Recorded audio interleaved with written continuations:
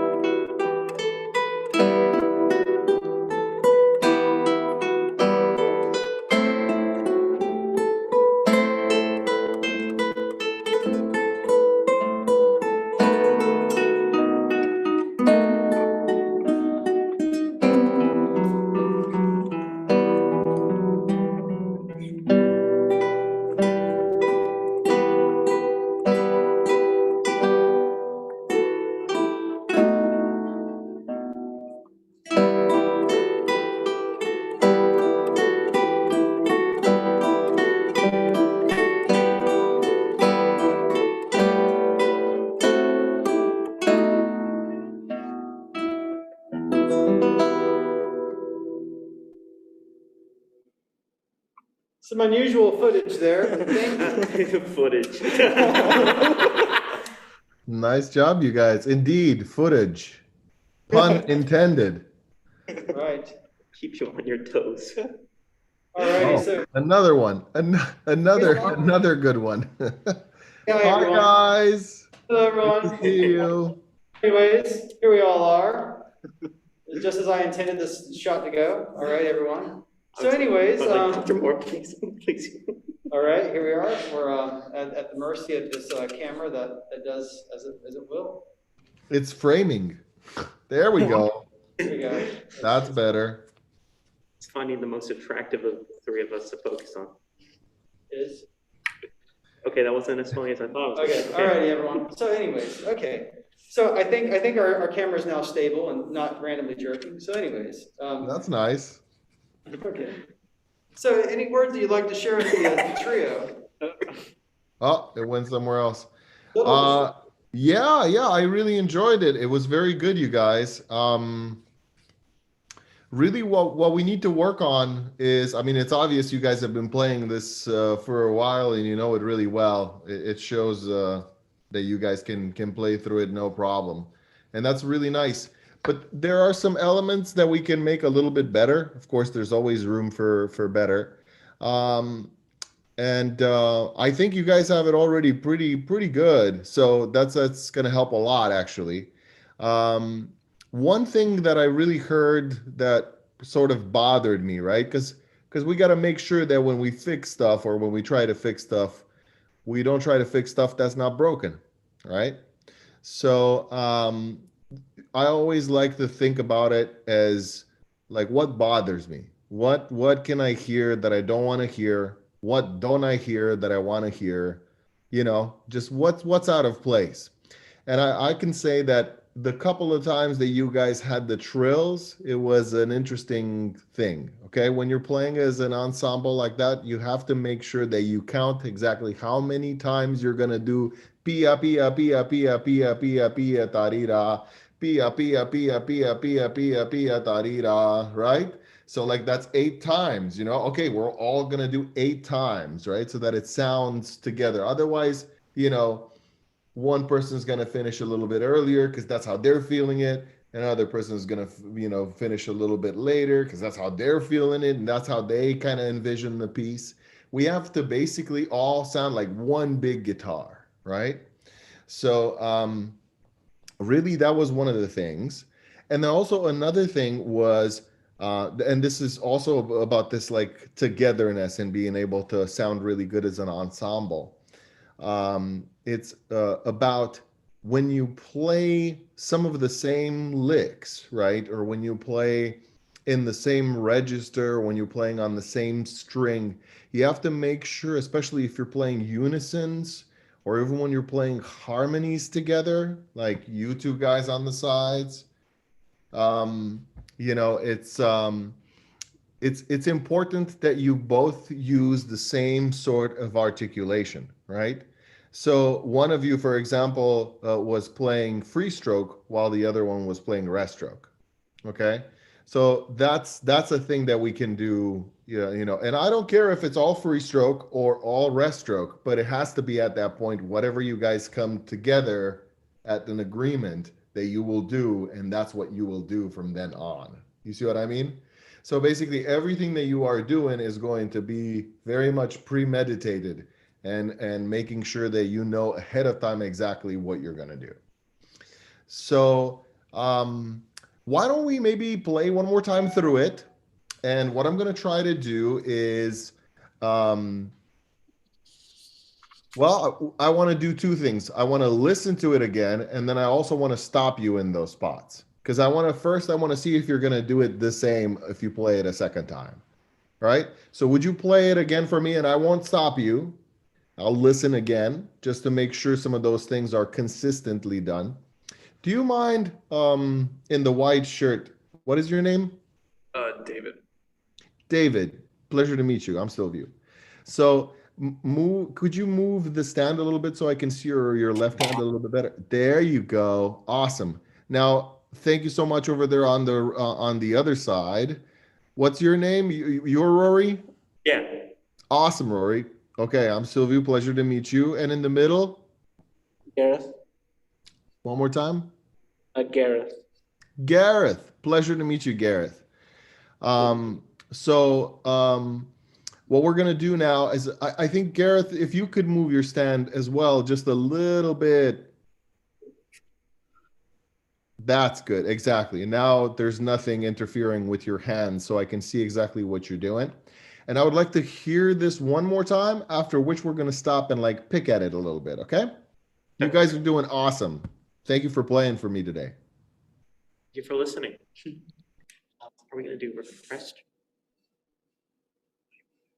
Well, yeah, no, have that discussion. Is it going Yeah, to it be was rest stroke or breaststroke. free stroke? Breast stroke? I think it should be rest stroke, but what is your preference, Silvio? I know that it could be either or, but if you and I were playing, we'd probably use breast strokes. I would probably do rest stroke, just because, I mean, think about it. It's also supposed to be a Vivaldi concerto, right? You got to make sure that it's heard. Like, let's say if you guys had a small ensemble over there, you probably would definitely be playing rest stroke, right? To be able to cover the strings, or not the cover, but to be around them. I think that camera just really likes you, Jimmy. It just wants with you. Wherever you are, it's just like, I'm going with this guy. Yeah, either me or David's foot. It's like one or the other. But yeah, it says yeah. So, anyways, I'll try to make sure that it's set. Let me see. I think we'll be okay now with this. Yeah, man. At its mercy a little bit, but I think if I hit number 4 or number 7 or Hey, number man, 9. it's cool. It's like the element of surprise, you know? You know, guys, even this in itself is an awesome preparation, because guess what? This is what happens in real life when you get out there and you're trying to play a concert and you think you're just gonna need to practice and get over there and everything's gonna be ready for you. But, you know, Rory's car is gonna break down on the way over there, you know? Gareth is gonna pop a string right as he gets on stage, you know? And that foot over there, I don't know. So that this is real life. So these things, these happenings are actually a good way for us to prepare for performances, because this is how it goes. Sometimes you got no time even to warm up. You just got to get on there and do it. That's it. Your cab was late or something. Okay, here we go.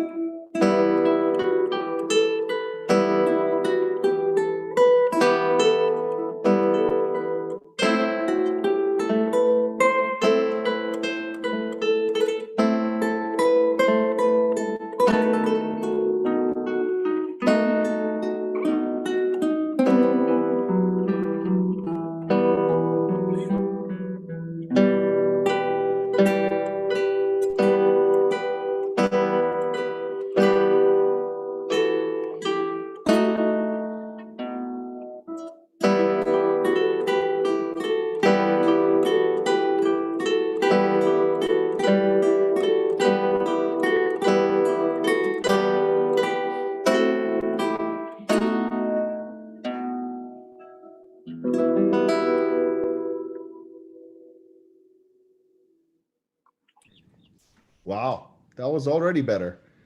You guys had a little mishap somewhere over there in the middle, I think. But other than that, it was better, you know. Sometimes even just mentioning things that you need to like pay attention to, you know, is enough to fix some things already, or at least to get you thinking about it. You know what I mean? So if we were to let's see, how do you guys do? Let's get to the first trill. Okay, that was the first thing. The first thing. I do like the rest stroke. Okay, now it sounds a little bit better. The only thing you're gonna have to do is you're gonna make sure that whenever you play rest stroke, a lot of times we want to play a little straighter than we actually have to. You know, we think that it's because we're sliding back, we want to do this and kind of play like straight. You know. And that's a little noisy. If you do a little bit on the left side, like when you play free stroke too, you get this nicer, richer tone. But you can get that also with rest stroke.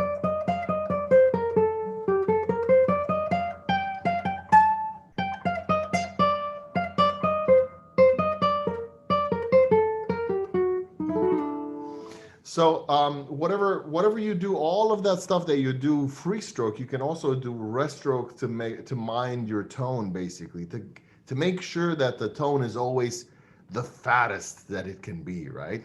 In the case of tone, fat is really a compliment, okay? So that's what you want to get one of those, like the juicy steak burger of tone. You know what I mean? Like that's what you want. You don't want the thin stuff with no fat, you know. You don't want this. You want, you know, that really, you know, the meatiness, you know. So, and it's also dark, and it really carries much further away, you guys. Even though it's like, you know, you might think that the other one has a little bit more attack or whatever, you know, and there's a time and a place for everything, right? We can't play always just this beautiful tone, because then it sounds like we don't have any color, right? So sometimes a little bit of nastiness is good, right? You know, like, you know, so many cases. So just in general, I think for this one, because you want to sound together and you want to sound like really nice and round and you know, just kind of like one big guitar, like I said, the best thing to do is to make sure that when you play your licks, you know,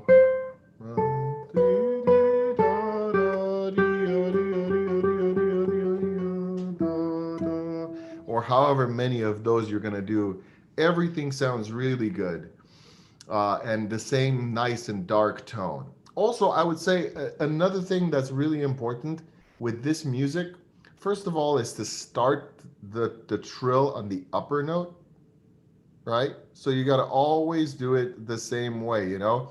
And I see some of you starting on the lower note, like, rather than, you know, or, you know, if you're going to do that, something like that. So that's the one thing I would say, that, and that goes really with, you know, playing things the same way, having the same articulation, right? Because if one starts on the lower note and you go on instead of, right, or something like that, then, you know, you guys might match together like little by little, and you might start and you might end together. But those little inaccuracies where you're playing slightly different, those things are gonna like pop out, you know, and we'll be able to hear those. So careful with the tone.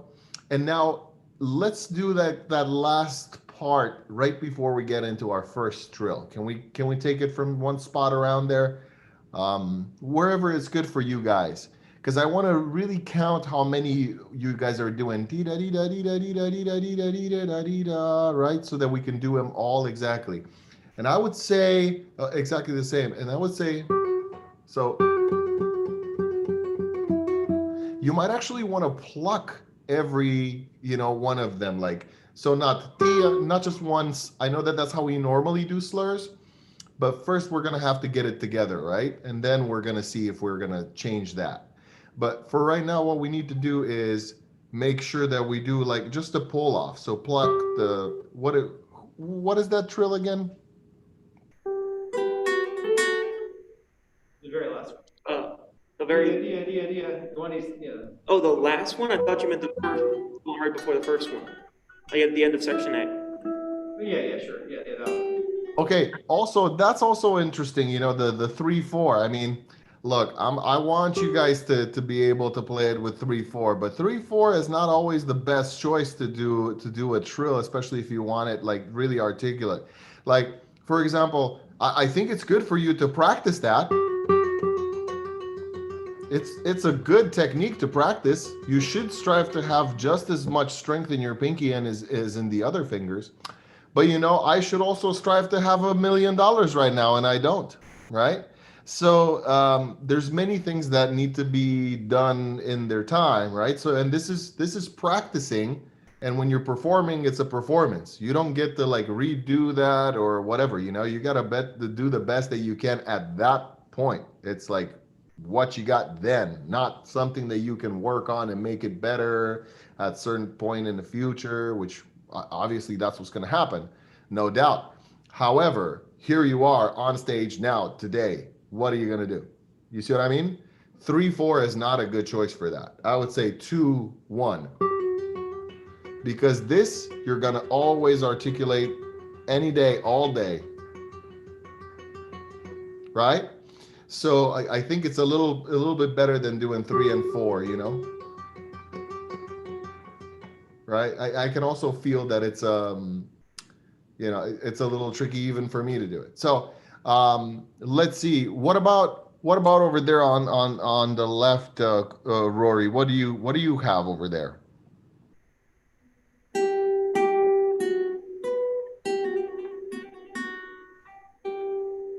So I use 2 and 1. Okay, nice. Okay, can you do a little bit darker tone on the left side of your nail? Let's see. Ooh, now play the lick too, the one before that.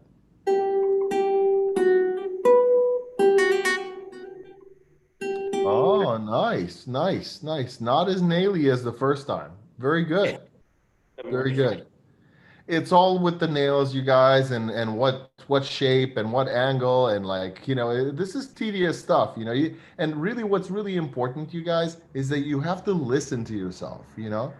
A lot of times we're just so busy playing the you know, guitar, you know. It's just we're actually just so busy with like, oh, it's 3 here and it's 4 there and it's this thing and then it goes to that thing and I'm doing this and this other. It's just so many things happening that on top of that, also to listen to yourself, to hear yourself, to really be listening to yourself is kind of difficult to do, you know. For the longest time, it took me the longest time to understand that, you know, because I thought, of course, I was listening to myself, because I mean, I'm playing it, so I can hear it, so I'm listening to it. Okay, come on, what else is there to it? Well, there's a big difference between like hearing it and like listening to yourself, you know, like being very particular about how every stroke is made and how it sounds. Oh, look at that, fancy footwear. A foot and a hand model, you know, it's a foot model, but also then the hand, you know, shows the wonderful. I love Like how a you hat. did that. It's really fabulous. We just had to thank our sponsor for a minute, Garrett's Shoes. So thank you, Garrett's Shoes, for sponsoring this, as well as the Festival of Fine Arts of Florida Southern. Thank you very much. All right. To quote Bruce, where'd you get those shoes? I must say that Silviu and I's the pedagogy was usually loaded with a where'd you get those shoes? Yeah. That was usually the first 10 minutes of our lessons with our old maestro, and say, "Oh, this is like comfortable shoes. Where'd you get them?" Where'd you get All those right. shoes? Break. Shoe break. Okay. Or the watch. If you wanted to get away from a lesson, that's all you did. You started, oh, Bruce, is that a new watch? And that's it. That's it. That's the whole length of the lesson. So let's make sure that we get that nice fat tone, okay? And then on top of that, let's make sure that we also play, the same trill. Let's do that one more time. Let's do that part together, right before the trill, right where Rory started with the lick and then the trill. Okay?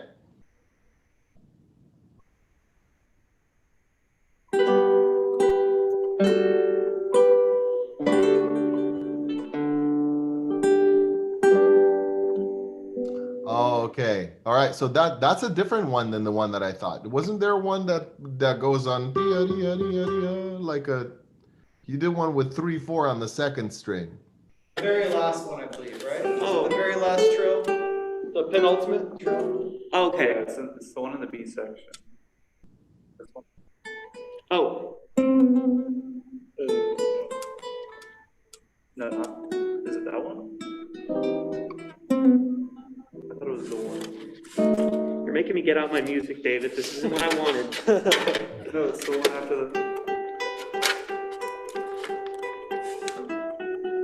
the one that follows after that. Okay. I mean, I just want to figure out one, because all the other ones you guys can work on them. They're all they'll be all the same in, as far as what you're going to have to do. So do you want to just do that one? Yeah. Okay.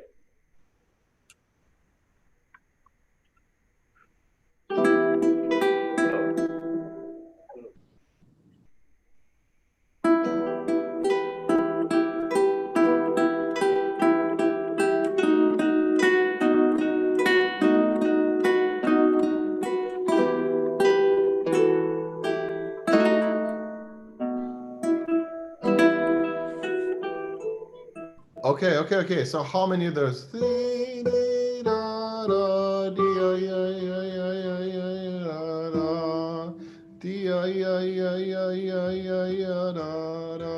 So you guys have actually 7 trills. I want you to do the 7 trills. Go da da, right? Let's do that together. Right on the money, right on the trill. 3 and. Wait, I did way too many. Okay, so see that it's tricky, right? So what we need to do is, first of all, you're gonna pluck every other one, like dia dia dia dia dia dia dia da ta. Does that make sense? Just try it for now, even if you're not gonna do it like that, just to see how it sounds together when you're all doing the same, so then you can replicate that to your liking in all of the spots. You see what I'm saying? It's just a spot that we can easily work on so that you can apply this. Right on the money. Here we go, right? So 3 and 4 and.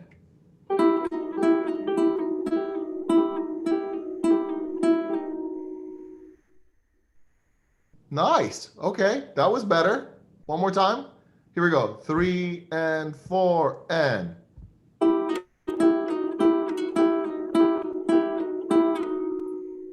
Nice. Okay, and then what happens afterwards?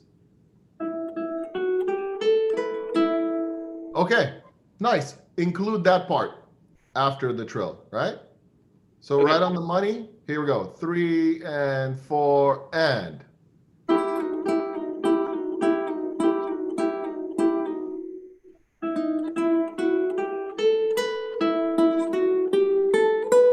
Okay, so that's how it goes. It goes straight, like dia dia dia dia dia dia dia dia da da da da da da da da da. You guys don't do dia dia dia dia dia dia dia da da da da. You don't do any of that, right? It's da da da da da da da da da da da da. So there is a ta ta. Yeah. Okay, that's what I'm saying. So do that ta ta. You're still doing that, so the resolution is still there. The first part, the dia dia dia dia dia dia dia da da da da da da dee, da da da da da dee. Right? Let's try it.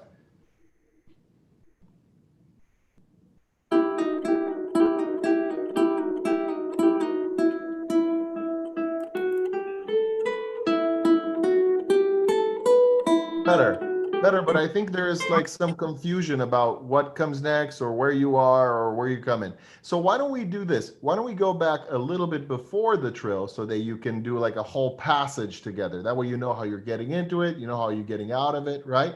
It's not so spotty.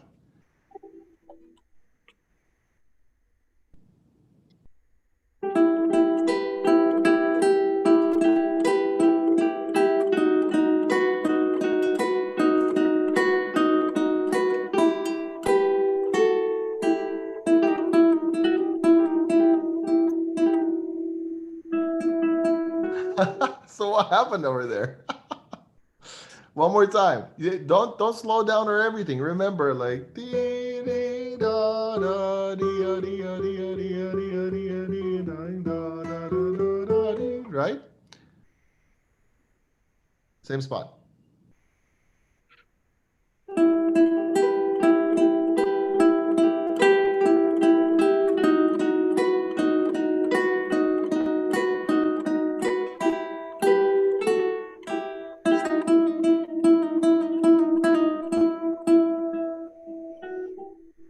Okay, David, you forgot the pluck.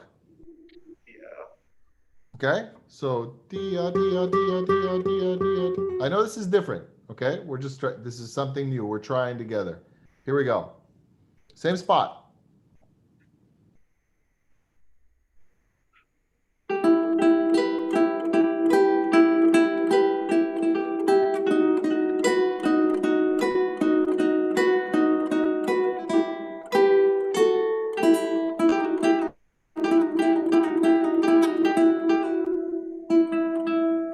Okay, you have to count, guys. You have to count. So when you get there, you know, I know there's a lot of parts moving, but when you get to this to the trill, remember to go in your mind. 1, 2, 3, 4, 5, 6, 7, 8. Right? Or 8 is the resolution. So 1, 2, 3, 4, 5, 6, 7. Do you see what I'm saying? David's part right now. Dot dot. There's almost like a. Because David part's different than mine because his goes right into it.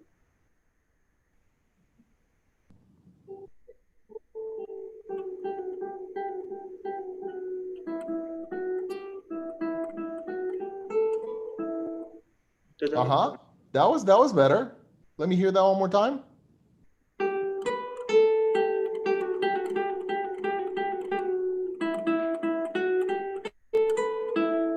Yeah, but see, when you're doing that, it's a different tempo.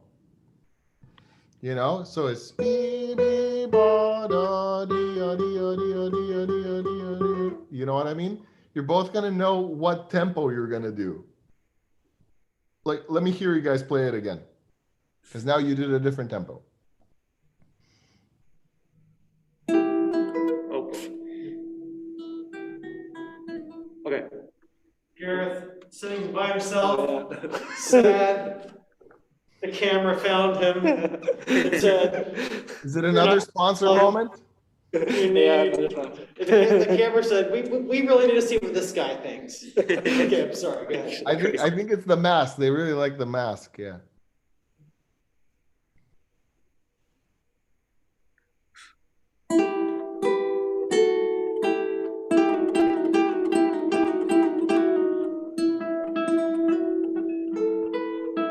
Now, see, the part what the trill was much better. I mean, did you guys hear that? That was together. That was nice. Now, at the end of it, it seems like you don't know how you're doing it. And a lot of times, you guys, whenever you do this kind of stuff and you're picking it out and you're picking at it, what happens is it reveals some other underlying issues. Okay, like not knowing exactly what you're gonna do, how you're gonna do it, and you know, so you're gonna have to plan it out to where it is actually happening perfectly and exactly the same every time. All right, Garrett? All right, Garrett? So true, Gareth. You got it? Now, what are you presenting for us right now? Is it your socks? Which every time it's a different article of clothing. First it was the shoes, then now the socks. I think next time it's gonna go on the label of the guitar and it's gonna be like a commercial for that guitar. Yeah, Well, it's it is. I use the system all the time, but this is a different one. I think another faculty member loaded some presets in it just to make things interesting. Hi. Hi, it's in some kind of interview mode, you know. That's I so think if you cool. do some kind of gesture, it'll kind of follow you. So we definitely feel like we're part of the action in this. It's an interactive master class where there's an audience member that's a camera that has a bad focus. ADHD. Okay, I'm sorry. Continue, please. All right. So let's do that one more time. And then what happens after the trill? So Rory, what do you have in that part? Can you play your part for me, please? Wait.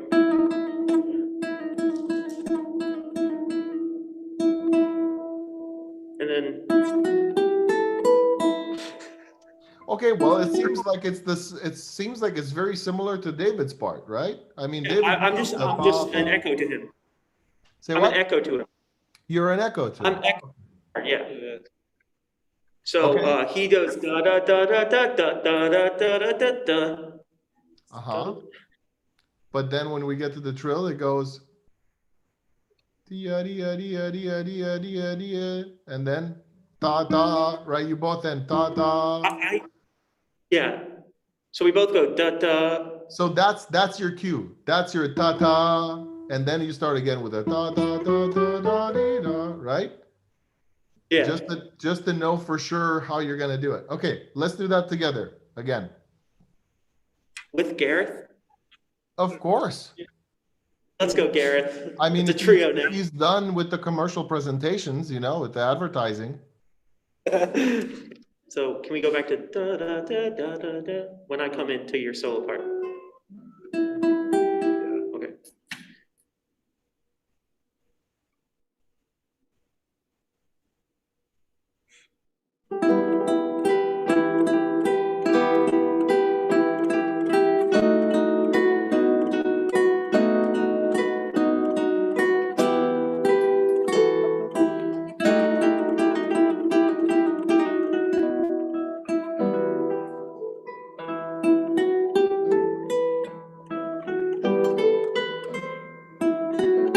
Okay, so that was better. That was better, and that was together, the trill for sure. But the ta ta was not together. Okay, so one more time to make sure that it's good. Dee, dee, da. Why don't you guys start right there, because everything else is good. Like beep beep ba da dee dee dee dee dee dee dee da da. Does it go after? Is this ta ta the beginning of ta ta da da da dee da? Is that the same, or is it ta ta and then it goes ta ta da da da dee? I go ta ta, and he goes ta ta ta ta ta ta ta. Aha. Okay. So see, that's what it is. So it's da da da da da dee. Okay. So basically, his ending is your ending and beginning of the new phrase, right? So for him, the second E, so pa pa, this one is the end, and for you, that's the beginning. It's pa pa pa pa pa pa, right? Am I correct? Yes. Now I'm seeing this. So it go da da da da da da da da da da da da da. So it's like as if we were doing an eighth one, but we don't pull off. 8. So 1, 2, 3, 4, 5, 6, 7, 8, 8. And then that would be da da. Because like my issue is just like going back to the E to get me into that, because like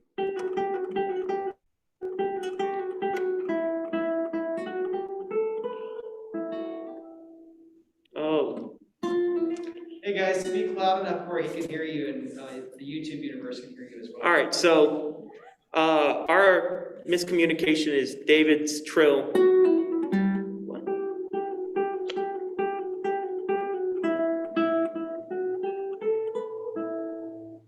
Okay, I think that so was wait a right. second. So then it's ta ta ta ta da dee, ta ta ta ta da dee. Is that what the line is? it would be easier if I saw this, if I could see the score in front of me or some. Okay, yeah, we can do that, Sylvia.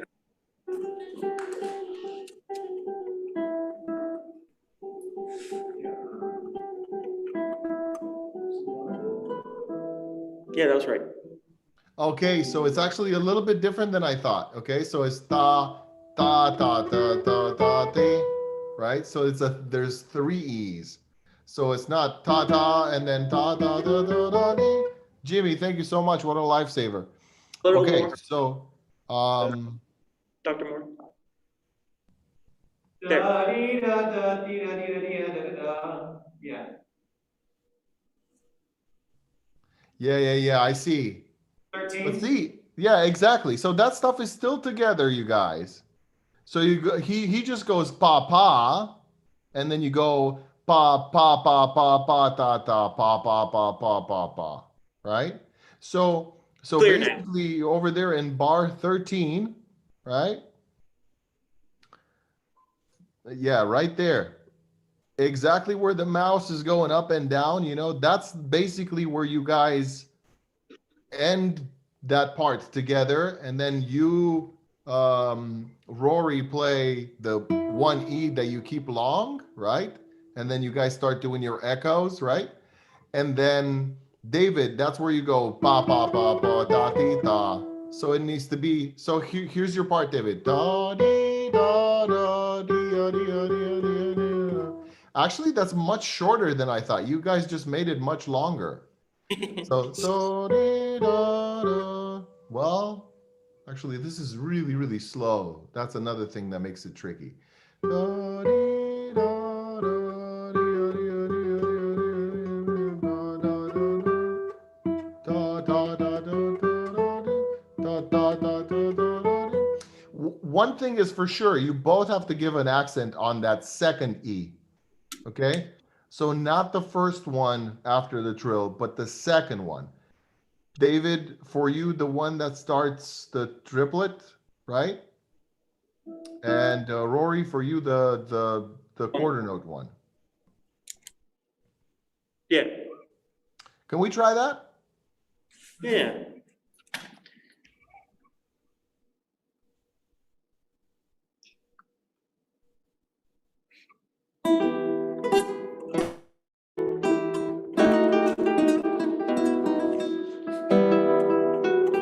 I forgot to. Yeah, it's okay. Don't worry, you guys. Let's do it again. This is new. No one was born learned. You gotta, you need patience and attention for this to happen, and you're doing it. So this requires time.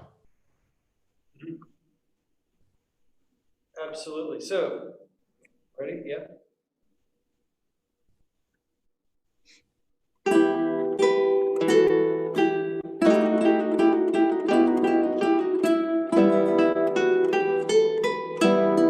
Yeah, that's what I'm talking about right there.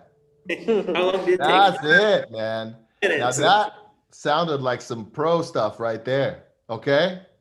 That's what I'm talking about. So you guys see how we went in there and dissected all of this, and it was necessary to look at the score. It really absolutely is, like anytime you make these decisions. And I got to tell you guys, as a trio, that's what you guys are going to do a lot of time. You're going to write in these fingerings, you're going to write in these articulation things, you're going to like talk about them, come to a conclusion together, and do them like that and only like that. Okay. So like from now on, you're always counting the trills, right? From now on, you're always playing rest stroke in those spots. So, don't forget what you've learned and how to apply it to all the other parts. Because really, I mean, it's a simple thing if you think about it, but look how difficult it is to put it together. And every one of you guys is completely different, So we all have like different wiring and understand things differently, and we need to just be, patient with everybody until we can all get it together, right? It's all about, again, that big guitar sound that we want, okay? It's not going to sound like that unless we give each other the time and the attention and the space needed to work out those kinks, right? I mean, that's how it is. And this is part of practicing, you guys. Practicing sucks, right? Come on. True. right? Practicing sucks, okay? Plain. But performing is amazing, right? So, practice is basically if you guys were instead of musicians, right? If you guys were carpenters, the practice is all of that dirty stuff that happens in the workshop where you're covered, you got your mask on, you're covered in that all of that like, wood dust. You're dirty, you got glue all over the place, and you got pieces of wood that you sanding down and everything. That's not beautiful. That's not, no one's looking forward to, oh man, I can't wait to get dirty in my workshop, right? So, but at the end, what's the end result? It's that beautiful piece of furniture, the table, the whatever that you see in a museum, and then you're like, man, that guy was an artist. Look at that. I mean, look at the amazing stuff that he did over there, right? And that's y'all's performance, you guys. So the practice is all the fixing, all of the dirty stuff, all of the hard stuff, all of the nitty gritty. Nobody likes that. You know what I mean? It's like when you clean your car, like, oh man, I gotta throw out all the stuff, like vacuum inside, wash the car, Nobody likes that. But you do like rolling in some rolling up to the school in some nice shiny car, right? Well, it comes at a price, okay? So that's what I'm saying. It's like that has to happen when you guys are practicing, and then when you're coming together, you're working on the elements of performance. What's going to make it really, really nice? The fine tunings, right? Like dia dia dia 1 2 3 4 5 6 7, boom. And every time it's that. What is it up here? 1 2 3 4 5 6 7. And always like that. That way, for sure that you are all having the same articulation. You're all doing like, rest stroke or free stroke or whatever it is you're doing in that particular spot. You're all getting the best tone that you can with the left side of the nail, so strive for the best, the best that you can possibly give. And again, we're so busy playing the actual instrument, the guitar, that we sometimes forget to listen. You can only get to these places and fix these little tiny issues, which matter so much in the end, by really listening. Okay? So promise me that you will keep listening, maybe even do some more of listening to yourself when you're practicing. And then, as a group, it's also very important to listen to the one right next to you, okay? Because that's another string from that big guitar, okay? Can't have one of them strings out of tune, or older, not such a new set of strings or whatever. Everything like that's going to be different, and not the smoothest best that it can be is going to like stick out. So especially in this music, which is like so beautiful but also so transparent, you can see through it. So it's very important to keep it together and to have all of these elements that actually help you keep it together that you've decided on during your practice sessions. I think you guys are sounding awesome. I mean, this last part that you played was like, whoa, what am I hearing? The Romeros? What's going on over here? That's actually my. Thank you, Dr. Ciulei. So they have solo pieces, and we can make this an a la carte type of however you want to do it. So for the record, Rory's going to be playing the Joropo by Jose Luis Merlin, right? Correct. Yes. Beautiful. Gareth wants to perform the Brouwer Study Number 6.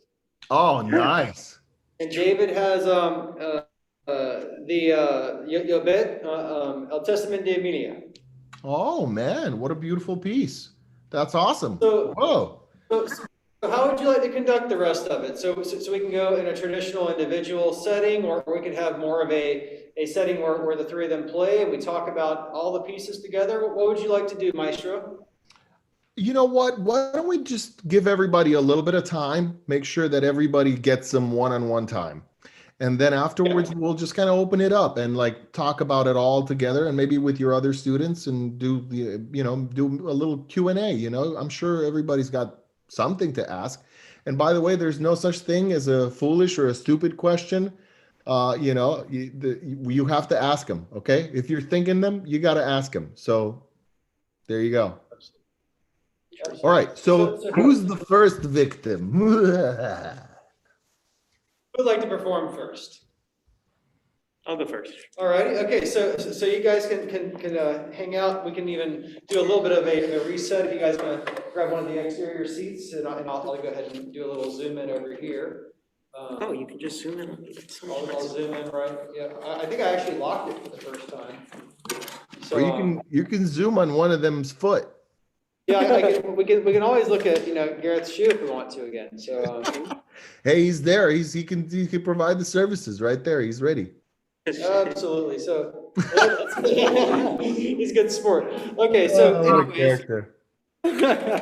so yeah. So I guess I'll turn. I guess now it doesn't want to move. It's she's quite a tempered one. What's it over? So now let me go ahead. Maybe this is the manual mode. Maybe if I hold this down for a couple seconds, and maybe I can create some type of no dice. Okay. Well, actually, Rory, if you would like to, Good. would you like him to be a little closer? He can be. Sure. Yeah, that'd be cool. Rory, here. Here. And Jimmy, if you could monitor the time for us, just to make sure that we, Yeah, absolutely. Yeah, I'll give you a. So would you like to do a? I guess we'll do like a 20-20-20 kind of thing. Sure, that's whatever you think. Yeah, that sounds good. Okay. All righty. So can you see everything you need to see, Dr. Silviu? Yeah, I see everything and I hear everything. I hear everything.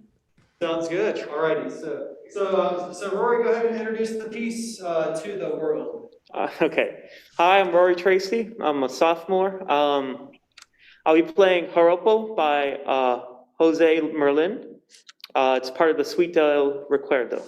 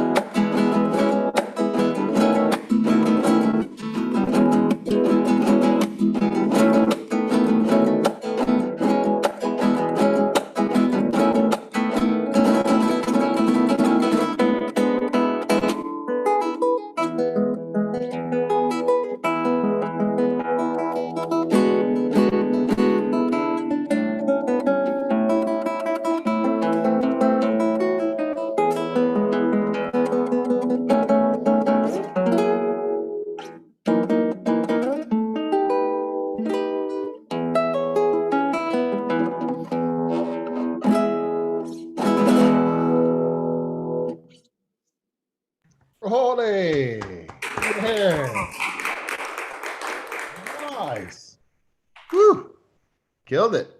Thank you. That was nice. That was nice. Okay. Well, why don't we start right at the beginning?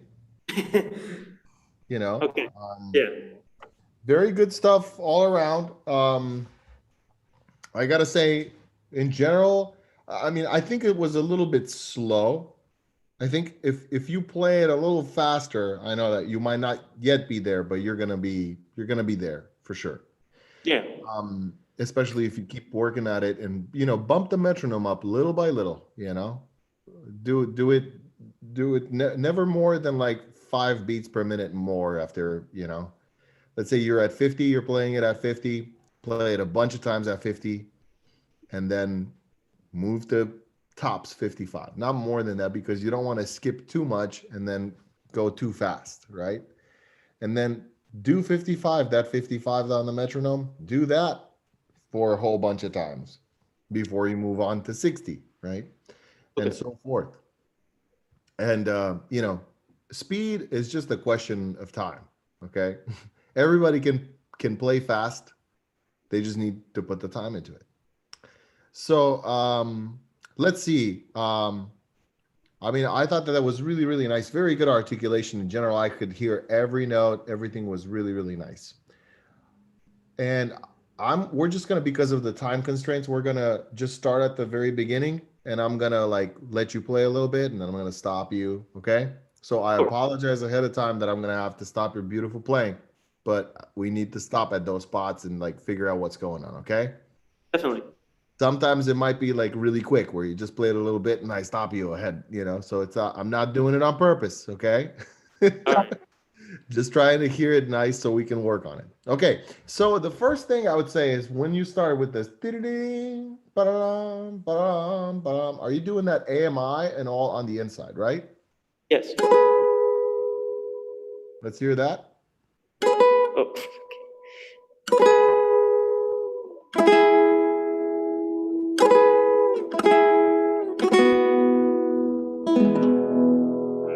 Nice. How do you do that last strum?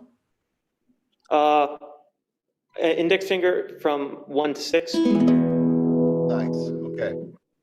Okay. That's cool. Do you have much of a nail on your index or not? It's probably my biggest one. The question is, do I have nails, period? And the answer is no, they keep breaking. Oh, I see. Okay. So that's probably why I'm hearing it like, so when you go like that, it's a little thinner.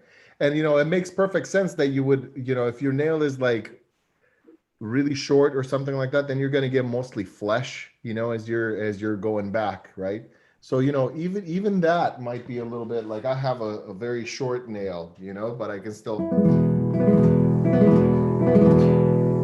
I still can get the I think I'm nail. playing like This- on the pad of my finger. It's very, very, very small. Yeah, that's a short nail. Yeah. So, you need actually, that's the first thing that I realized when I have like too long of a nail. I just can't play fast. It's just too much nail to pull through the string, right? So it's actually probably a good thing that your nails are on the shorter side. However, you need to, if you're not getting any nail, then it's just going to be a flesh. See if when you come back on that chord, and this is just something you could figure out at home, you don't have to do this right now. See if you can figure out a nice, like a nice spot on the nail when you do that. You know what I mean? Maybe a little bit on the left side, maybe a little bit more straight sometimes, and also the spot on the guitar where it sounds the best. Okay? But that wasn't actually what I was going to focus on. That's going to be really easy. What I want to focus on is the 3 strokes, the right? All of that stuff. So sometimes I hear just 2, and it sounds like ba-da-da, ba-da, ba-da, ba-da, ba-da. So wait a second. I'm like, is just Rory getting really creative over there? Like throwing us a curveball, the 2 this time and 3 this other time? Or is it, what's going on over there? I can't lure you into a false sense of security.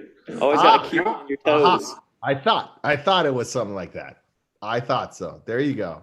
So let's try to get every one of those bad boys in there. So try to not have it like so fast that you can't control it. Rakata, rakata, rakata, rakata, rakata. Right? Okay, hold on.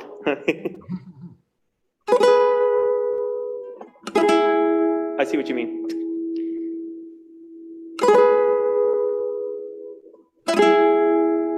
Better.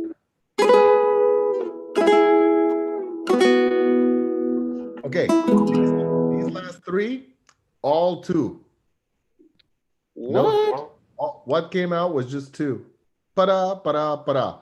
And I think it's also the fact that the first two are longer and the next three are shorter. So that also makes you feel like, oh, I'm supposed to go slightly faster. That's what's happening over there. So don't treat them any different. You know, every one of them is exactly the same. Even if it's happening like what, you know, one's happening every 4 beats and one's happening every 2 beats. It doesn't matter. It's still the same procedure, right? So tagada, tagada, tagada, tagada, tagada, ba-da-da. Right? Let's Yeah. try it.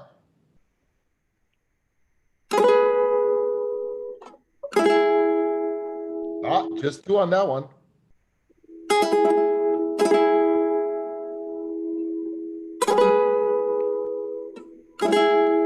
Ah, just two.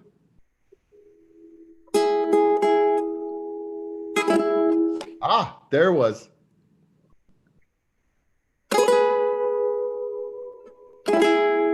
Nice. I heard two. Yes, you did. Now see how you can hear it now that I pointed it out to you? Like, oh, I heard two. See, that's what I'm talking about, Rory, and that's what I'm talking about, you guys. That's when you're listening. What Rory just did right now, he listened to himself play. You see what I mean? Which is very different from just hearing what you're playing. Hearing what you're playing is like, oh, I'm hearing that I'm moving my fingers and I'm hearing that I'm using that and this is how the music goes. But listening is when you hear those little inaccuracies, like listening in. Imagine that this, and you know what taught me that a lot is just working on mixing a song on a computer, like through a GarageBand or something like that. Okay? I highly recommend doing that because, even if it's not something amazing, just for playing around, you'll see how typical. Nice. Thank you, Jimmy. You'll see how basically meticulous you get when you do that kind of stuff. Because you listen into it again and again and again. It's like, oh, it's not the right volume. It's still the flute is a little too low. It needs a little couple more dBs, and it's like this back and forth listening to it. Is it better? Then you're gonna do what? Stand up, move around through the room and see, can I hear it here? Can I hear it there? So like all of these things is basically what we're gonna do, what we do when we listen. That's how we fix it. Okay. So very good job on there. Okay, let's move on to Tatia Tia Pam. To the next person. I'm sorry.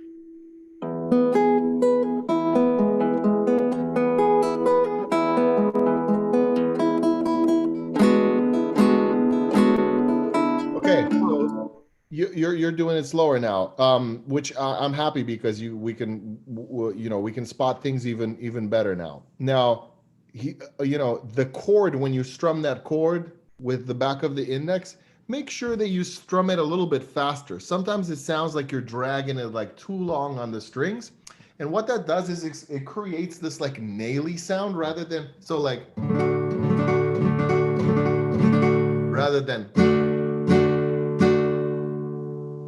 you see what I mean?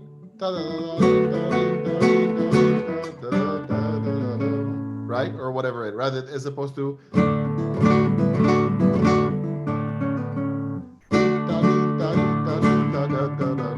you know what I mean? It also goes a little bit better with the spirit of the piece, which is kind of like Fun hopping. and lively. Yeah. So like rather than, what am I hearing over there? You see what I mean?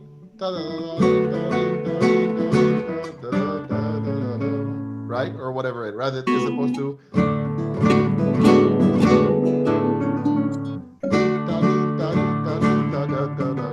you know what I mean? It also goes a little bit better with the spirit of the piece, which is kind of like Fun and hopping. lively. Yeah. Rather than, okay, so it was, I could hear myself. I guess it was the live, huh? Oh, interesting. Yeah, when you switch. Let's hear it again.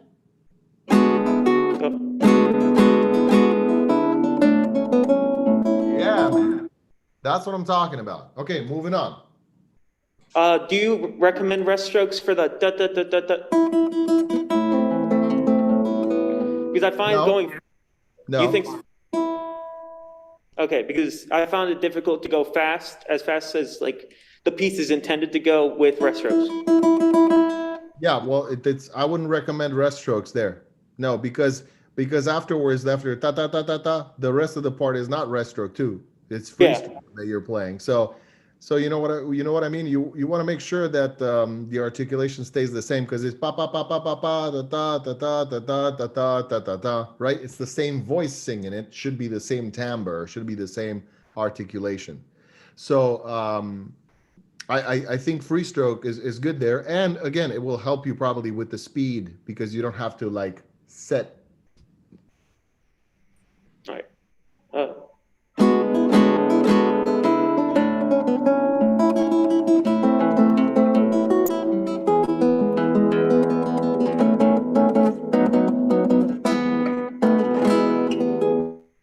Okay, nice. One more thing I wanted to say because I know we're getting to the end. So you know that part when it goes bada boda boda bada boda boda bada boda boda bada boda boda bada the yeah. Can you play from there? I want you to play that little part where you're coming back. Da da da da da da da da da da da da da da da da da. I think you're doing it very nicely, but I think it needs to be like a little bit overdone. So I want you to play that part coming back. You're gonna do that next to the bridge, so close to the bridge. You're gonna do that ponticello, and you're gonna do that soft. No, softer than that.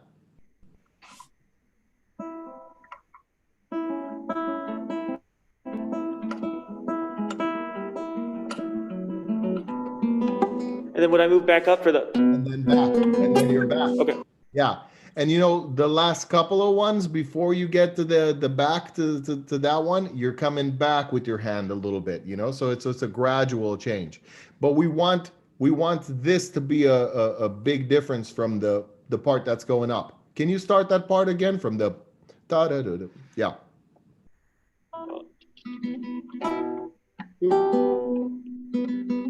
Okay.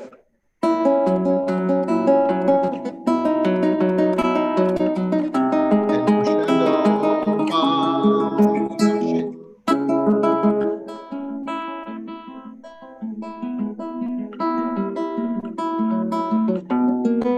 Nice. Okay, good. One more time. That was good. Just remember to shush, okay?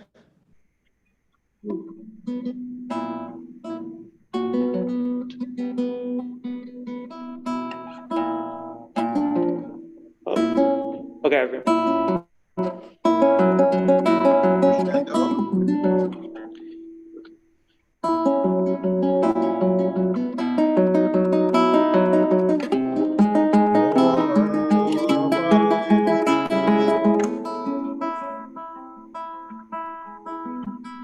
Come back. Nice. Good. Okay. So what we did that was you quickly shushed it, right? So you got to get really quick and do that difference, you know, show that difference in timbre, you know, so that you know it's really drastic. Sometimes we think that we're doing it enough and it's really not enough because we're doing it and we know we're doing it, so it's like, oh man, it's so much, I can hear it, you know. but we're also right here. The audience is far away from us, so we need to really make everything super obvious for them to get across. You know what I mean? Yeah. So I think that accomplishes that very, very nice. So be careful with those strums, you know, not so slow, maybe a little faster, and then these contrasting sections, and that the beginning part with the three notes that always need to be heard. Okay. All right. Thank you. All right. Great job, man. Great job. Where do you go next? Garrett or David? Yeah? Okay, David, come on. Yeah. I think we're going to set David a little closer to the camera. I've set it on a freeze setting. It's freezing. The camera is frozen. I can hardly touch it. It's so cold. It's frozen. Nice. Dad All joke. right, Dad joke. David, look at that. Whoa, what is that on the back and sides over there? How pretty. Yeah, it's I don't know what it is actually. What guitar is that? It's a Cordoba 45 limited. Can you try see if you can hold the sound hole up to see if the label will show? Oh yeah, I see it. It's like it's pretty dark, but yeah, it's that is that one of the Luthier series or Master series or something?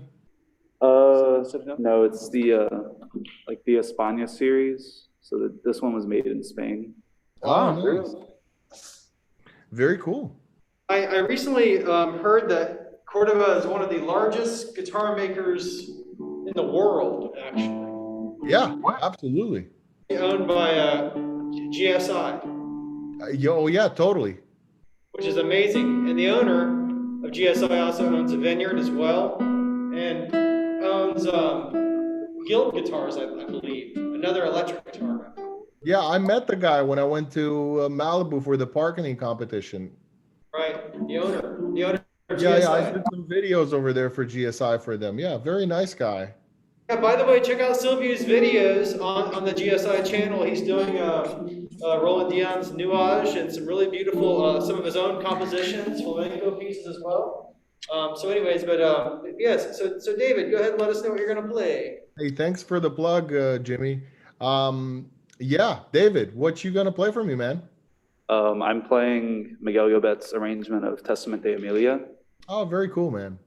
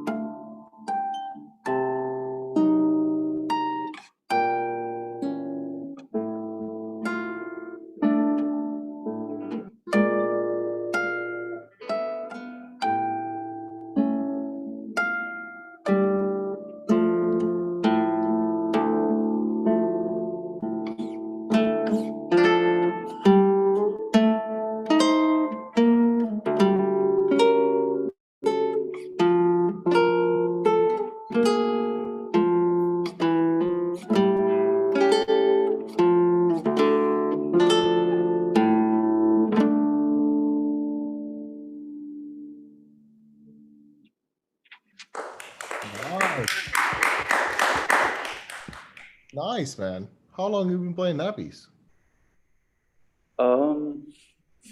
So there was a time where I was playing the piece the wrong way, which was like from, I want to say last fall, and then like this semester I kind of like was looking at, like Dr. Moore pointed out some of the wrong things that I learned, like in the last section where it was like that chord, I was playing it at like, so it was kind of like totally changing everything about it when I shouldn't have. Of And I course. was, instead of doing, I was doing this, something like that, and that was also. Yeah, you just had wrong notes. It's very important. I'm glad. Of course, you can count on Jimmy to spot those for sure. He knows the rep really well. So that's really good. You know, it's very important. You know, I gotta tell you that happens, David, at any level. I had a master class with solo duo during my PhD, and I played an F natural instead of an F sharp in Mallorca. And I was playing it like that for years, man. For years. And then, you know, Lorenzo's like, hey, man, you see this one right here, man?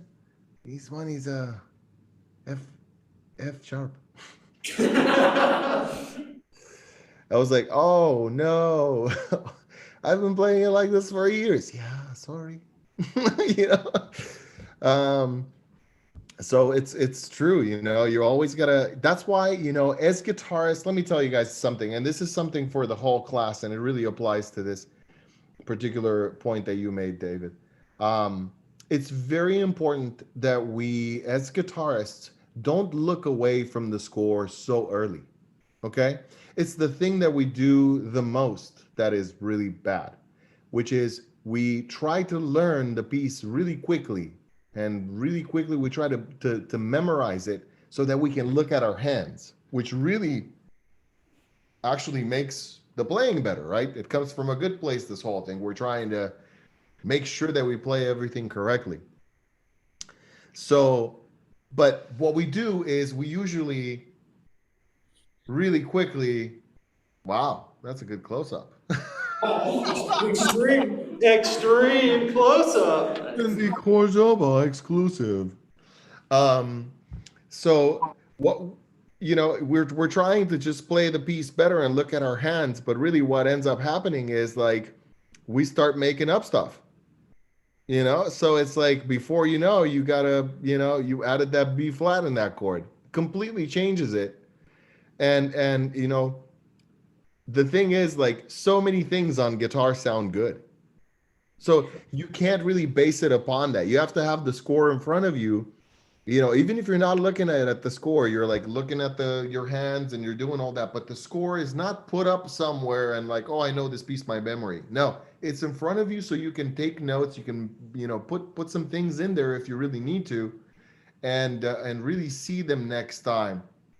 So it's important that we don't look away, because we'll play something and it'll sound super amazing. It'll sound like in the key. It'll sound really good. It'll sound perfect. You'll be like, that's exactly it. You know, like I did in Mallorca. You know, I was like, oh, F sharp. I have no doubt. F natural. I have no doubt. And then Lorenzo's like, no, it's a sharp. Look there. So I'm like, you know, the same thing happens all of the time. You know, I have to be careful with that myself. I have to like go back and look at the score. So don't trust the guitar and the beautiful sounds that it makes. You know, always go on the scavenger hunt and look out for those notes and watch out for what they are. And sometimes, you know, you can discover big mistakes like that, like big typos in scores. I found them all the time. And you know, like, for example, listen to the Rossignana, the recording of the Rossignana by Giuliani, Mauro Giuliani, not Rudy Giuliani. And his Rossignana is not as good. The recording by Angel Romero, right? Now, I think Angel Romero is a phenomenal player and he's amazing, and I've seen him in concert and everything. But one thing is for sure, as I was playing that piece, I noticed I was actually working with the same teacher that, well, we both had several teachers that were the same, Jimmy and I. I was working actually in Tennessee with Billy Elverton on this, and I realized when I was listening to Angel Romero's recording of it that all of the wrong notes that were in the score, all of the typos, he played them. He played all of the wrong notes. So, in the facsimile edition, the really fancy ones with like Monsieur whatever with dedication, the old ones that were probably around also during Giuliani's time. I guess they forgot some sharps and some flats and everything. And like and Angel Romero, not Pepe, played all of them, all of the wrong notes. So he basically played the score exactly as it was written. Without changing any of the things. And some of them were like really kooky and out there. So like, I mean, Angel Romero is like a top artist, right? At guitar. And look, it happened to him. So again, it can happen to everybody. It's out there. Look, it's actually a funny thing if you want to go check it out.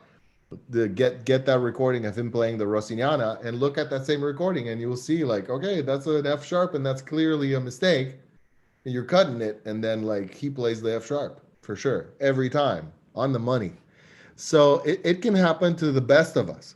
So and we have no idea. So it's always good, you guys, to just keep going on that scavenger hunt down that rabbit hole in search for the real notes, right? Not for some that sound good on the guitar but might not be the real stuff. So that's why it's always really important to have the score in front of you, and hopefully you've also done some of this research and make sure that you don't have any sort of typos in the score. Because you'll go to a competition or something like that, and then they'll really punish you for something like that, which is really not your fault. I actually got, what do you call it, disqualified out of a competition in Europe because I played not the arrangement of Bach that one of the judges wanted. But they did not ask for any particular arrangement. That was the one that I played, and it was fine. It was an arrangement by Anton Stingel, which is a very well-known editor and whatever. I played it fine. Everything was cool, but in the end, they were like, "Yeah, I didn't make it. Why didn't I make it? Oh, yeah, you played the wrong version of the Anton Stingel." It's like, what was the right one? Well, there wasn't one, but that one has some wrong notes or something, or the arranger got into the changing some things around. So and then it's really painful, really, because you've worked really hard. You've practiced many hours a day for a long period of time to get to that point, and then one guy just says, "Oh yeah, you know what? That's not the arrangement I like. So peace out." So that's not cool. That's what I'm saying. Figuring these things out on your own before time, ahead of time, are sometimes make a really big difference. Okay, now in general, David, as I think you played the piece very nicely. I think it's a difficult piece to do this one thing that I'm going to ask you to do, but it's very important that this piece sounds legato. Okay, da da da. The best thing is to sing it. At home, no one's, or in your place, no one's doing anything. No one's listening to you. You're by yourself. It's all good. No one can hear you. I'm not a great singer or anything like that, right? I don't really want anybody to hear me sing. So, but when you're there by yourself and you're singing it, it really shows you the most natural way of phrasing that piece, and it also shows you the natural way of tying things together. Sometimes when we play guitar, because it's such a harmonic instrument, and this chord and that chord and shifting around, sometimes we forget to tie the notes together. Okay? And I think part of that was also because you played it so slow. Can you play it a little bit more moved and then focus a little bit more on the legato, please?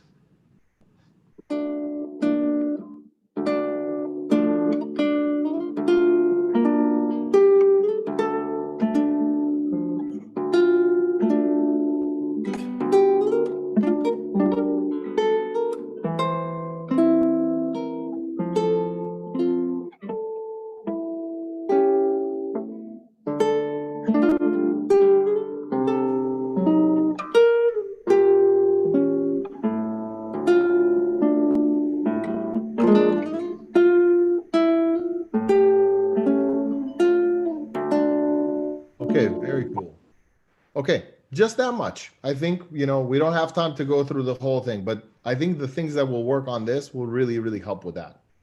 Let's do that one more time. Do it faster, please.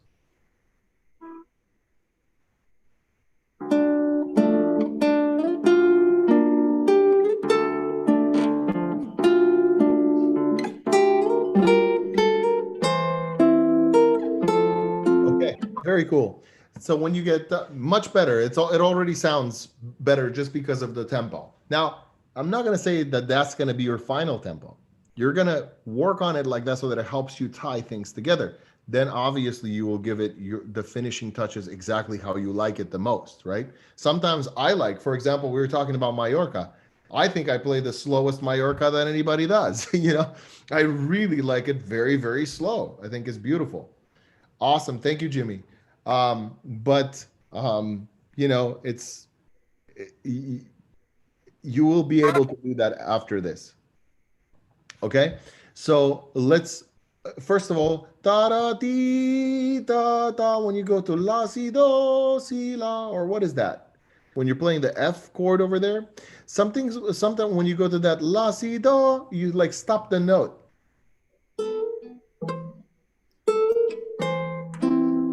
Yeah, no. Keep the 4 there.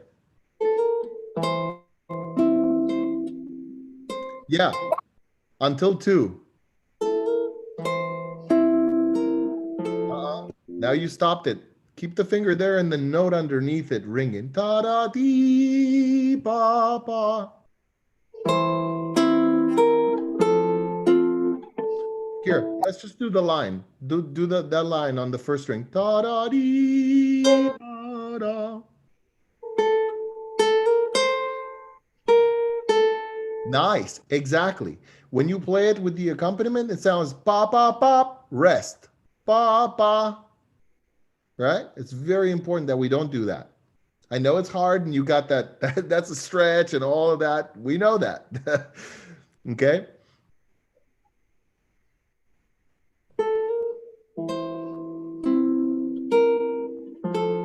Nice. Okay. Much better. One more time.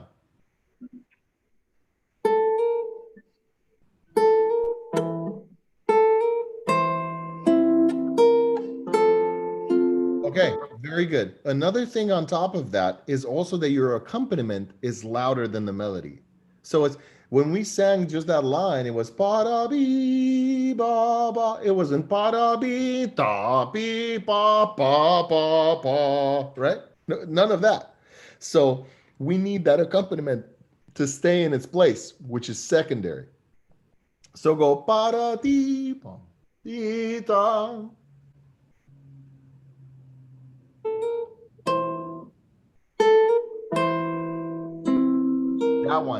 That one, the C and E that's under the bar that you play with index and M, that needs to be soft.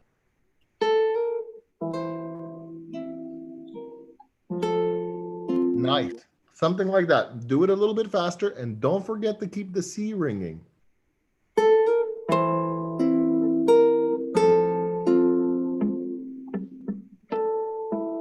Nice.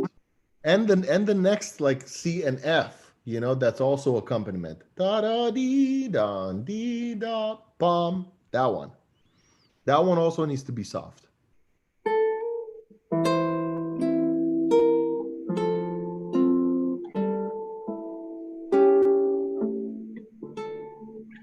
Yeah, that was better. That was better. Do you hear the difference? So that the melody really, really comes out and it's nice and slur and like together and legato, while the accompaniment is just still accompaniment. Can you do it in context a little bit? What do you mean by that? I mean, like start a little bit earlier than that so that we can hear it with other stuff around it.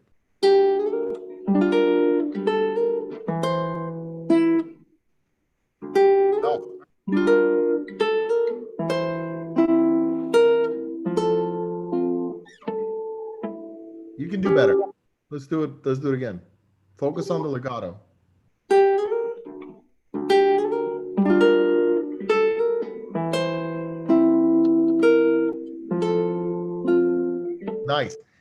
Don't forget also about the accompaniment. The first C and E was a little too loud.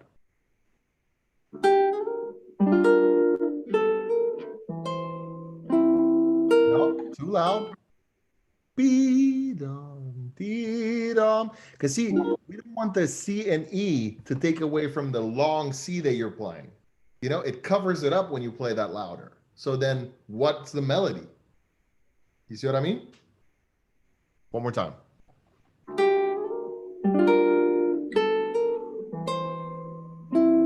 No, too loud. Soft.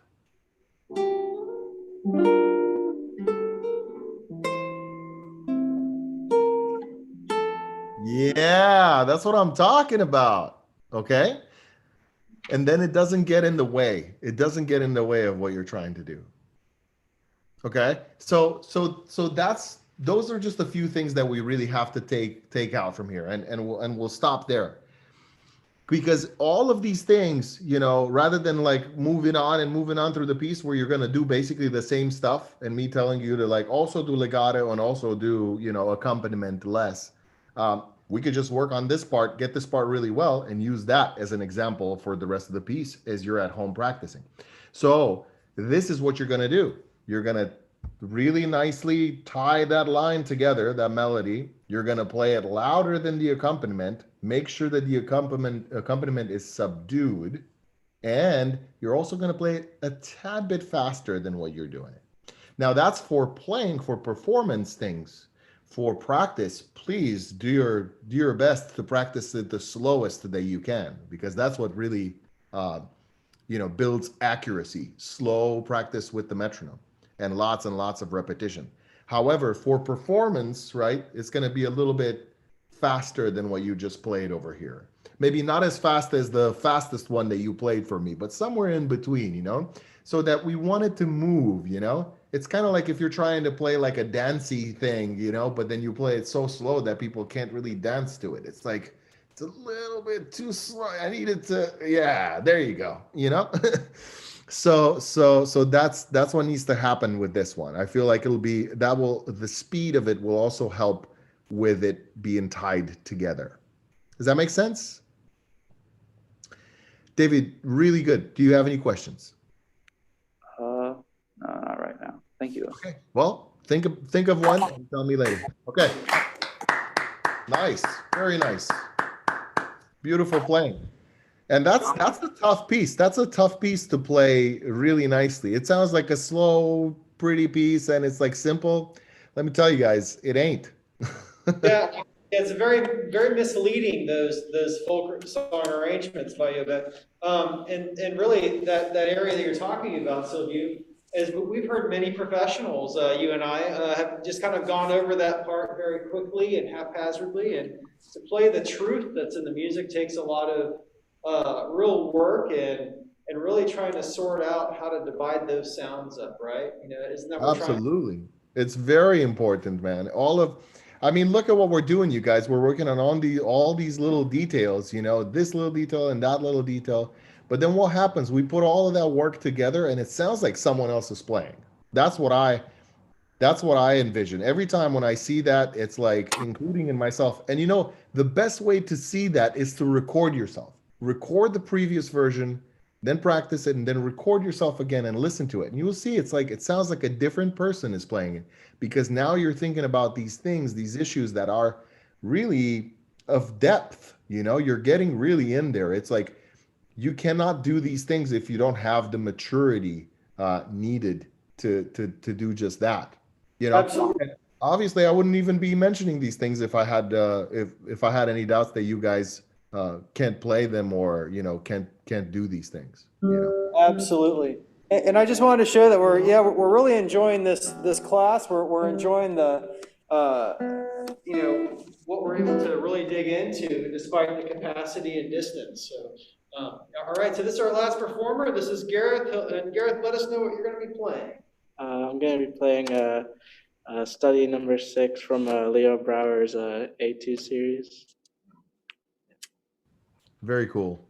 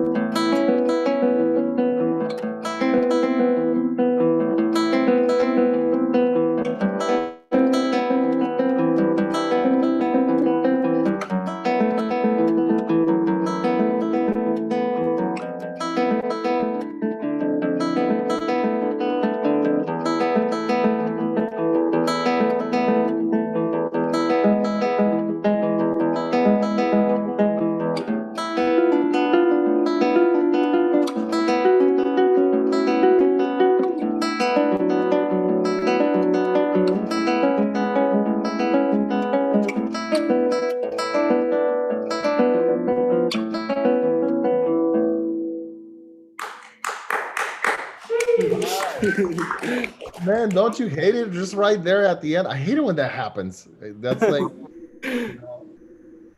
yeah, that's so funny. But that was really really good. Um, I think that you have a nice musical sense, and I think you're trying to like really make this piece musical. Like by waiting ta ta be da da dee da da da dee da da pa pa dee da. And I kind of like that. That's kind of cool. I think though that it might be helpful for you to really really make sure that you can first like speed it up evenly and then do that, because then you could really really sort of do that. You could have Yeah. much more control. By the way, how long have you been playing this piece? Just curiosity. Um, I learned it last semester, so I've known it for probably around 6 months or so.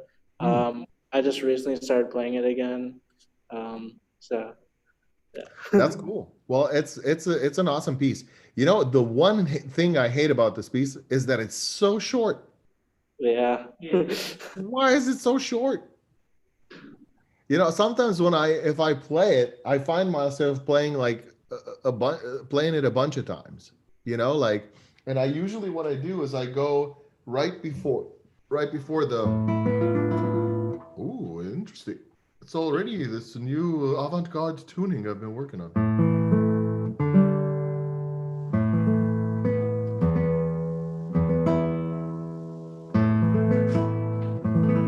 Like, what is it?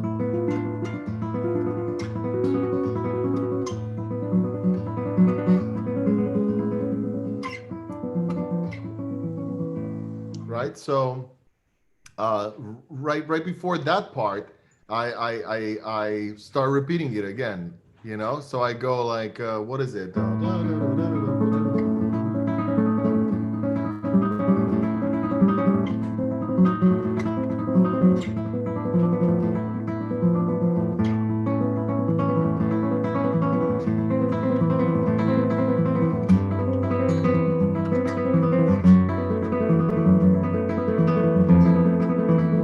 It's actually D.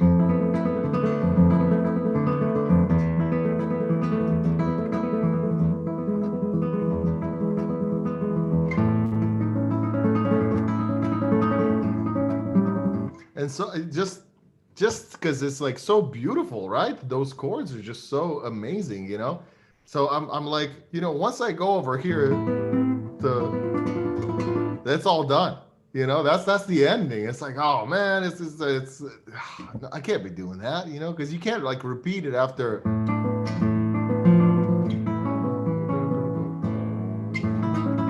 Yeah, it's just like that's it. It's gone, right? So really, and I encourage you to do that too, because like the other part, that's easy, right? When you get to that part, that's easy. The PAMI, that's just regular.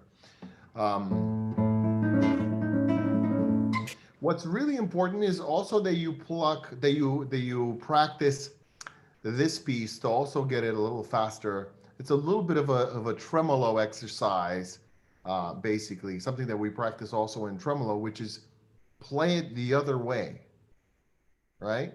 So if we were playing tremolo PAMI, in order to make that really nice and even, we're also going to practice PIMA. Right? So in this case, instead of PAMIB, you could do.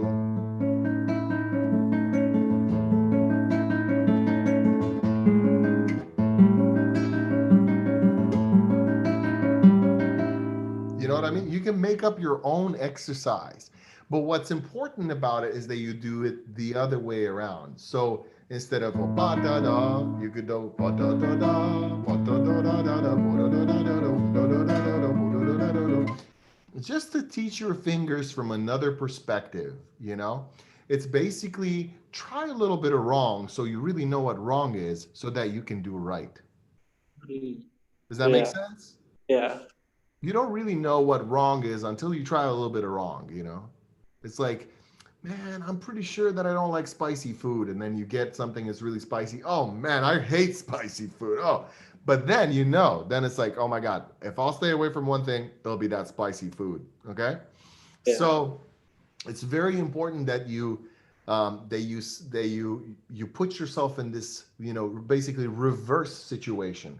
And it's a technique that we do also with tremolo, but it's also a technique that we apply for scales. It's very like, that's the scale, right? But what if we wanted to do pa ba da da da da da da da da da da da da, or the other way, da da da da da da da da da da da da da da, right? Why? Obviously, we're gonna play the scale really fast and even, like, right? But in order to make sure that we get there, it might be a good idea to go ba ba da da da da da dee da da da da da da da da da da, or even triplets. We're never doing like, who do you hear that plays scales like ba ba da da da da da da da da da da? No, it's always ba ba da da da da da da da da da da da da, right? So even putting yourself in that situation where you're playing triplets, which is now given an accent on the first of every three rather than the first of every four, which is in itself weird, right?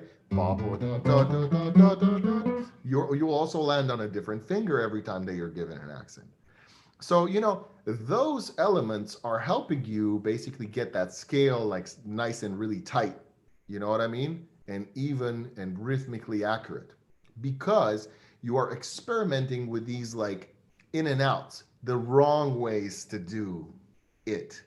And then you really know how you don't want it to sound when you're, let's say, performing it, right? Let's say for a jury or something like that. Obviously, maybe the scale is not the best example, but we're playing scales. Why? To ultimately apply those scales or patterns that are like those scales within pieces, right? So that's really what we're getting at. And also, of course, to know our way around the neck. So the same thing over here, to assign yourself this exercise where you're on purpose going like, you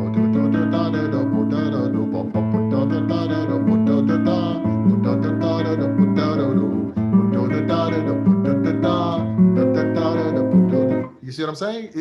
And it's like another etude in itself. It's still got that sonority, maybe even weirder. Maybe you'll even like that more. So thanks, Jimmy. So it's very, very important. Okay, let me hear you play through it one more time. I want to see if there's anything else I want us to like work on as a general idea, so that you can maybe apply that and work on that and then get more out of it. Yeah.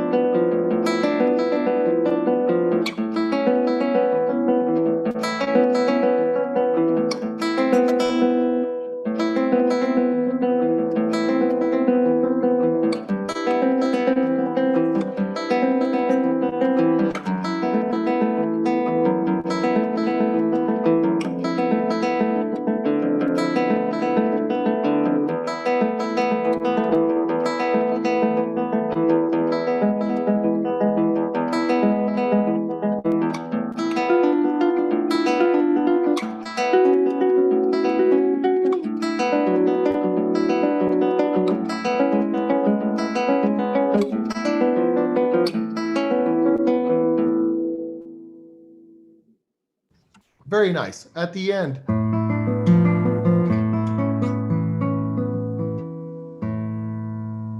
sometimes I go,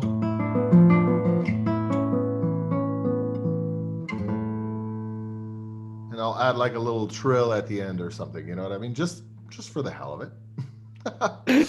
So and sometimes it's good. You gotta have just gotta have a little bit of fun. What I noticed is the double thumb. It's very important. I know you're doing this for like variety, but it's very important that it is always papa, papa. And it's cool if like one or two here and there aren't, and it's papa because it's a moment where you feel like you're supposed to do that musically.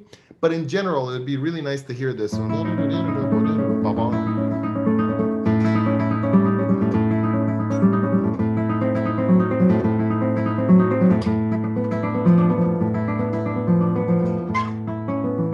See, like for example, there that was pa pa pa pa,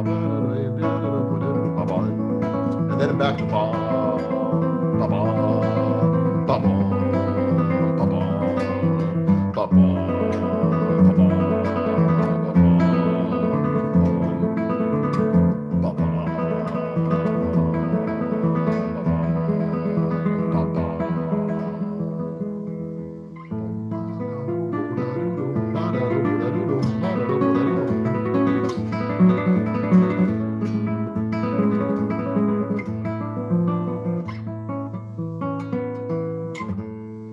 right? So something like that, you know. So I would say, first of all, you know, Gareth, a good thing to do is, first of all, put the metronome on, make sure you're doing it super evenly, right? Pa-pam, pa-pam, pa-pam every time. You might even want to do, oh, that's a nice mask. There we go.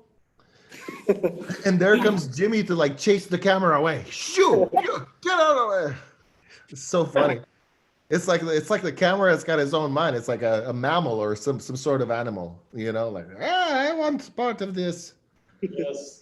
So so what I would say is like, you know, make sure that it's like really nice and even and tight, and then start to think about all these like musical things that you want to do. Like, where does it make sense to like slow down a little bit to add that one or two pa rather than papas, you know? And then as you're practicing it slow, now you got an extra thing to do to work on the accuracy of it and evenness of it, which is that reversed way of doing it. Okay.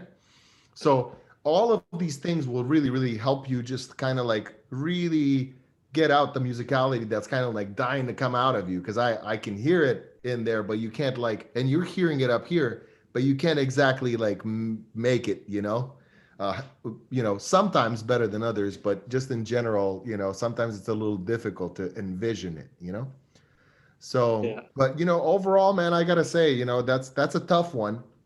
And I would also encourage you to do it faster than you are, as fast as you can. Like that's actually an exercise that I do all the time, where I push myself to play things faster than I normally can. But of course, little by little. You never do this like without a warm up. You know what I mean? You need a really good warm up. Imagine like going for a run all the time for all of your life for 50 years, and then you take a year off, and then before you took a year off, you were running, I don't know, 10 miles daily. And now, like after the year, that you took off, that you're running for the first time, and you're going to try to beat your old record, right? So you're going to try to like go really fast and I'm going to do 12 miles this time. That's like going to result in all kinds of injuries, right?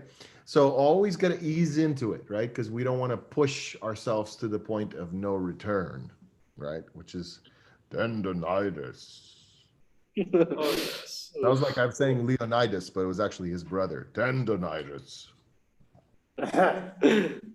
Okay, very, very well done, Gareth. I think, wow. Jimmy, you got some good students, bro.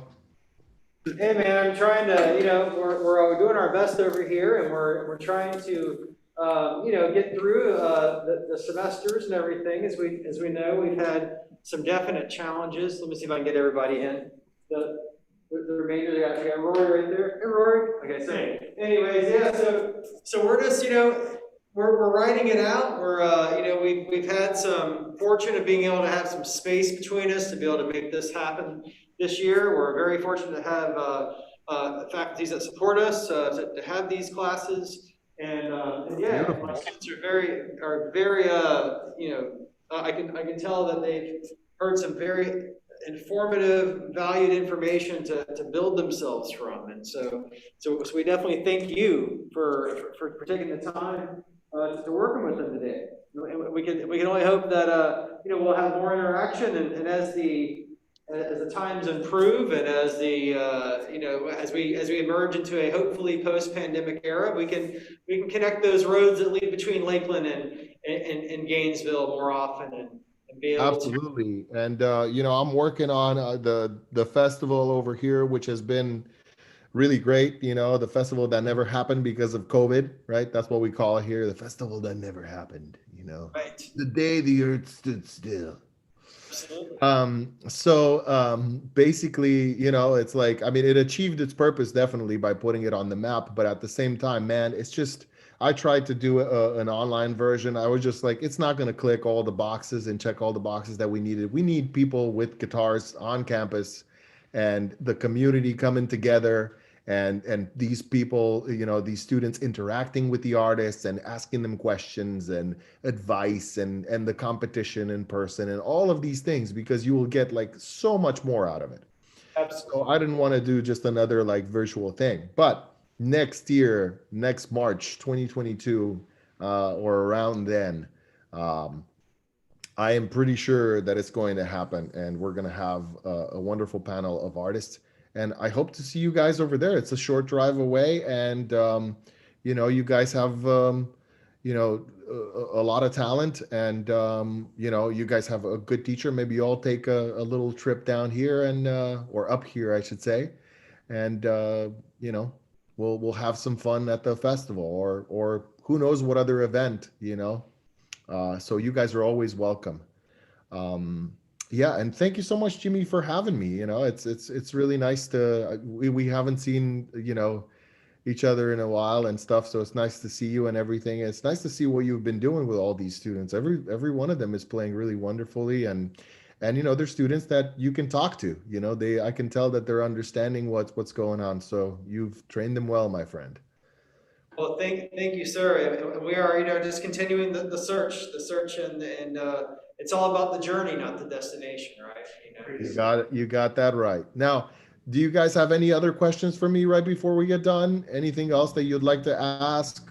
Not necessarily about your playing, just in general. Anything else?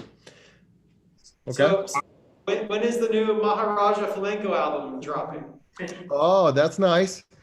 In May, so next month. We're not quite sure about the date. So several dates have been floating by. That's why we released the EP for now, which has 3 tunes on it, and I'm sure you guys will love it. It's really, really cool music that we're really proud of and have spent pretty much this entire pandemic working on. So it's definitely some amazing work, if I do say so myself. And I exclude myself out of this. It's just like my colleagues and the people that we worked with, including our head of music business and entrepreneurship over here, multi Grammy and Emmy award winning Dr. Jose Valentino, who is Right. also formerly a resident of Tampa. And Yeah. he is also playing flute, yeah, and saxophone, and been producing on this. And it's like it's top of the line work. So we're really happy about that, and can't wait to release the other. I think it's going to be 11 tunes total. So three other 8 coming up. Nice, nice. Well, we are, you can count us in to be listening to this once it's released, and we hope to have Maharaj on our stage one day over here. So Hey man, that would be awesome. Yeah, we yeah, will hopefully be able to have something like that at our Festival of Fine Arts. So, anyways, well, hey, Silviu, thank you very much for all your time, and thank you for going over and being very generous. And of course. we thank you, and we look forward to our continued brotherhood, our brother, our That's right. that's we're these are just buildings, but we're people, and I know. Sylvia transcended many buildings together and many institutions, many teachers, and we're And finding here our we still are. we still Yeah. are, students for life, and journeymen for life. So I Absolutely. And it's that's the same for you guys over there that you played for me today. I mean, you guys will be friends for a lifetime, and you will help each other throughout your journeys. And you know, it's let me tell you, the guitar world is a small world, right? So you guys are gonna be, you know, helping each other out in this world. So everywhere you go, I encourage you to go to festivals and competitions and things, not necessarily to win, definitely to compete and for the experience. But what you want to go for is the hang, okay? Because the hang and socializing with all these people, you know, and becoming good friends, that's what later on is going to really contribute to inviting you to play to a festival or performing in a, you know, workshop or a competition or something. Hey, that's how I met Jimmy. It's only because we stayed friends for so long and we're, you know, we're good buds that we are doing even these things. And that goes to say also for you and for many other people who are in our field. And you know, again, it's a small world. You know, you everybody knows that one guy who, you know, nobody likes or whatever. So, you know, be on your best behavior and make friends with everybody. You know, you need more friends. So guitar friends are even better. That's it. Well, good words to part on. And yeah, it is all about those relationships. So everyone out there watching, thank you for watching. Thank you for bearing with us. I'm glad we're able to get it up and running. Thank you, Silvia, again. Thank you, performers, David, Gareth, and Rory. And good night, everyone. And we'll see you all Thank in you, the Jimmy. universe.